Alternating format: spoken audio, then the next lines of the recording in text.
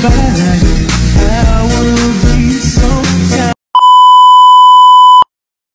teman-teman, apakah teman-teman tahu bahwa air permukaan merupakan kebutuhan primer dalam kehidupan kita? Air memiliki ragam fungsi, yaitu untuk menjunjung kebutuhan hidup kita seperti mencuci, memasak, dan lain sebagainya. Air juga merupakan sumber kehidupan yang tak ternilai. Ini menjadi komoditas berharga yang perlu dikelola dengan bijak. Di tengah meningkatnya kebutuhan akan air bersih dan semakin terbatasnya sumber daya air, pemerintah daerah memberlakukan pajak air permukaan. Pajak ini bertujuan untuk mengoptimalkan pemanfaatan air, menjaga kelestarian lingkungan, dan memperoleh pendapatan asli daerah untuk pembangunan. Akan tetapi, apakah teman-teman tahu, kok bisa ya air dikenakan pajak? Padahal air merupakan unsur terpenting yang tentunya menyangkut hajat hidup orang banyak. Penasaran kan? Mari kita bahas sama-sama untuk memahami apa itu pajak air permukaan. Halo guys, buat yang belum tahu apa itu pajak air permukaan, saya akan jelaskan apa itu pajak air permukaan. Pajak air permukaan adalah pajak yang dikenakan atas penggunaan air dari sumber permukaan seperti sungai, danau, dan waduk. Pajak ini biasanya diterapkan untuk mendukung pengelolaan sumber daya air dan memastikan keberlanjutan lingkungan. Besaran pajak dapat bervariasi tergantung pada volume air yang digunakan dan tujuan penggunaannya, seperti untuk pertanian, industri, atau konsumsi domestik. Subjek pajak air permukaan adalah orang pribadi yang bisa disingkat OP atau badan yang dapat melakukan pengambilan dan garis miring atau pemanfaatan air permukaan baik untuk kepentingan pribadi, komersial, atau industri. Subjek pajak air permukaan ini meliputi setiap pihak yang melakukan pengambilan air permukaan secara langsung baik dari sungai, waduk, danau, dan sumber air lainnya. Selanjutnya, mari kita bahas mengenai objek pajak air permukaan. Objek pajak air permukaan adalah pengambilan dan pemanfaatan air permukaan oleh individu atau badan usaha. Adapun yang dikecualikan dari objek pajak air permukaan ini adalah pengambilan dan atau pemanfaatan air permukaan untuk yang pertama, keperluan dasar rumah tangga. Air yang digunakan untuk kebutuhan dasar sehari-hari oleh rumah tangga tidak dikenakan pajak. Yang kedua, pengairan pertanian rakyat. Air yang digunakan untuk keperluan irigasi dalam kegiatan pertanian rakyat juga dikecualikan dari objek pajak, karena ini mendukung produktivitas masyarakat pertanian masyarakat. Yang ketiga, perikanan rakyat. Pengambilan air untuk kegiatan penangkapan ikan oleh masyarakat, biasanya dalam skala kecil, juga dibebaskan dari pajak. Yang keempat, keperluan sosial keagamaan. Air yang digunakan untuk kegiatan yang berhubungan dengan kebutuhan sosial seperti kesehatan masyarakat dan keagamaan tidak dikenakan pajak. Dan yang kelima adalah kegiatan yang mengambil dan memanfaatkan air laut, baik yang berada di lautan dan atau di daratan atau air payau. Selanjutnya, wajib pajak air permukaan. Siapa sih yang menjadi wajib pajak air permukaan? Yang menjadi wajib pajak air permukaan adalah orang pribadi atau badan yang melakukan pengambilan dan garis miring atau pemanfaatan air permukaan dan dikenai pajak atas aktivitas tersebut. Wajib pajak ini harus memenuhi kewajiban sesuai dengan peraturan daerah atau perda yang di mana pengambilan dan pemanfaatan air dilakukan. Penggunaan air permukaan harus dikelola dengan bijaksana karena selain bagi sumber daya alam yang terbatas, penggunaannya juga bisa berdampak bagi lingkungan dan masyarakat sekitar. Selanjutnya, dasar pengenaan pajak air permukaan dan tarif pajak air permukaan. Dasar pengenaan pajak air permukaan adalah nilai perolehan air permukaan.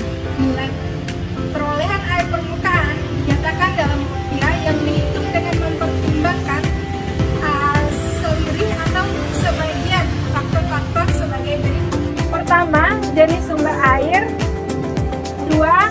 Lokasi sumber air. 3. Tujuan pengambilan dan atau pemanfaatan air. 4. Volume air yang diambil dan atau dimanfaatkan. 5. Kualitas air. 6. Tingkat kerusakan akibat pengambilan dan atau pemanfaatan air. 7. Luas area tempat pengambilan dan atau pemanfaatan air. penerapan nilai ekonomis air. Tarif pajak air permukaan. Menurut Undang-Undang Republik Indonesia Nomor 28 Tahun 2009 tentang pajak daerah dan retribusi, tarif pajaknya paling tinggi sebesar 10% yang ditetapkan dengan peraturan daerah. Dan untuk wilayah NTB sendiri atau Nusa Tenggara Barat ditetapkan sebesar 10%. Cara penghitungan PAP pajak air permukaan.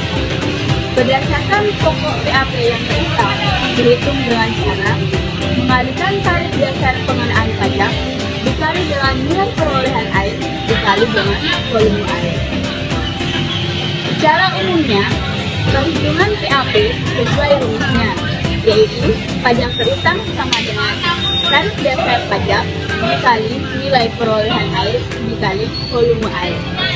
Contoh kasusnya, misalnya seperti PT Air Mengalir Beras yang memiliki nilai perolehan air sebesar Rp1.000 per meter kubik dan dengan volume air yang diambil sebesar 500.000 per meter kubik setiap bulannya. Jadi, berapa pajak terutangnya? Cara penyelesaian atau perhitungannya adalah tarif dasar dikali nilai perolehan air dikali volume air. Tarif dasar 10% sesuai dengan ketentuan peraturan daerah di masing-masing provinsi dengan Undang-Undang Nomor 28 Tahun 2009 tentang pajak daerah dan retribusi daerah. Dikali dengan nilai perolehan air Rp1.000 per meter kubik dikali volume air 500.000 per meter kubik setiap bulannya. Jadi hasilnya adalah Rp50.000. Jadi pajak berhutang PT Air Mengalir Beras yang harus mereka bayarkan setiap bulannya adalah Rp50.000. Oke, selanjutnya yaitu masa pajak air permukaan. Masa pajak air permukaan adalah periode waktu tertentu yang ditetapkan oleh pemerintah untuk pengenaan pajak atas penggunaan air permukaan. Selama masa ini, penggunaan air seperti petani atau industri wajib membayar pajak sesuai dengan ketentuan yang berlaku. Masa pajak dapat bervariasi, misalnya bulanan, triwulan, atau tahunan, dan seringkali terkait dengan musim atau siklus penggunaan air. Tujuannya adalah untuk memastikan bahwa pengelolaan air penggunaan sumber daya air berlangsung secara berkelanjutan dan adil. Jangka waktu masa PAP adalah 1 bulan kalender dan wajib dibayar selama 30 hari sejak diterbitkan SKPD. Pajak air permukaan di Indonesia dipungut oleh pemerintah daerah. Setiap daerah memiliki kewenangan untuk menetapkan dan memungut pajak ini sesuai dengan peraturan yang berlaku. Pemungutan ini biasanya dikelola oleh Dinas Pendapatan Daerah atau instansi terkait di tingkat daerah. Pajak ini dikenakan atas penggunaan air permukaan untuk keperluan tertentu seperti pertanian, industri, dan lainnya. Untuk penyetoran pajak air permukaan itu sendiri dilakukan oleh bendahara penerimaan atau bendahara penerimaan pembantu dan dilakukan dengan menggunakan STS. Bendahara penerimaan atau bendahara penerimaan pembantu wajib menyetorkan pajak air permukaan ke rekening kas umum daerah paling lambat 1 kali 24 jam. Selanjutnya, laporan pajak air permukaan. Setiap orang pribadi atau badan yang mengambil atau memungut air permukaan wajib melaporkan volume pengambilan atau pemungutan air permukaan kepada Dinas Pendapatan dengan menggunakan SPTPD atau surat pemberitahuan pajak daerah. Dan laporan tersebut wajib ditandatangani oleh wajib pajak. Dan laporan pemakaian atau pemungutan air permukaan disampaikan kepada KPPD atau PPPD paling lambat tanggal 10 bulan berikutnya. Untuk pembayaran pajak air permukaan wajib dibayar paling lama 30 hari sejak diterbitkan Satuan Pajak Perangkat Daerah atau SKPD, dan pembayaran pajak air permukaan dilakukan pada bendahara penerima badan dengan menggunakan surat setoran pajak daerah atau SSPD. Dan untuk pembayaran pajak air permukaan juga dapat dilakukan secara tunai atau melalui transaksi elektronik ke bendahara penerima kas daerah NBD. Selanjutnya, penagihan PAP. Kepala Badan dapat menerbitkan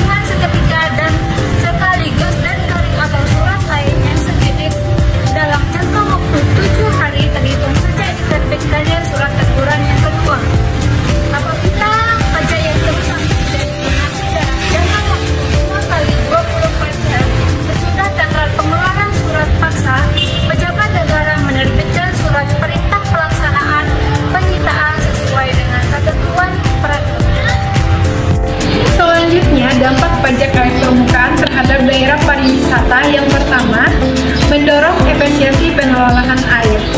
Pajak air permukaan mendorong pelaku usaha di sektor pariwisata untuk lebih bijak dalam menggunakan air. Mereka cenderung mengurangi konsumsi air dan berinvestasi dalam teknologi hemat air seperti daur ulang air atau sistem irigasi yang efisien. Hal itu mereka lakukan guna untuk mengurangi pemborosan air dan menjaga sumber daya air. Yang kedua adalah perlindungan ekosistem dan sumber daya alam. Pajak ini bisa membantu melindungi lingkungan karena penggunaan air permukaan yang terkendali berarti lebih sedikit ekosistem lokal yang rusak, seperti danau, sungai, dan pantai. Ekosistem yang sehat adalah daya tarik wisatawan yang suka melestarikan lingkungan alam yang bersih dan asri. Yang ketiga, peningkatan infrastruktur pariwisata. Pendapatan dari pajak air permukaan dapat digunakan untuk membiayai infrastruktur terkait air, seperti sistem distribusi air yang lebih baik dan pengolahan air limbah. Ini dapat meningkatkan kualitas lingkungan dan kenyamanan di daerah wisata, serta menjaga kesehatan wisatawan. Dan yang keempat, meningkatkan kesadaran akan keberlanjutan.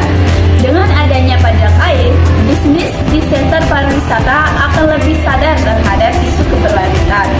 Mereka akan lebih termotivasi untuk mengambil langkah-langkah proaktif dalam mengurangi dampak lingkungan dari kegiatan mereka, seperti mengurangi penggunaan air saat penggunaan air atau berinvestasi dalam teknologi ramah lingkungan. Membayar pajak air permukaan adalah tanggung jawab kita sebagai warga negara. Dengan kontribusi kita membayar pajak air permukaan, kita tidak hanya menjaga kebutuhan air untuk hari ini, tapi juga untuk masa depan. Pajak ini adalah cara kita berperan aktif dalam menjaga dan melestarikan sumber daya alam yang tak ternilai harganya.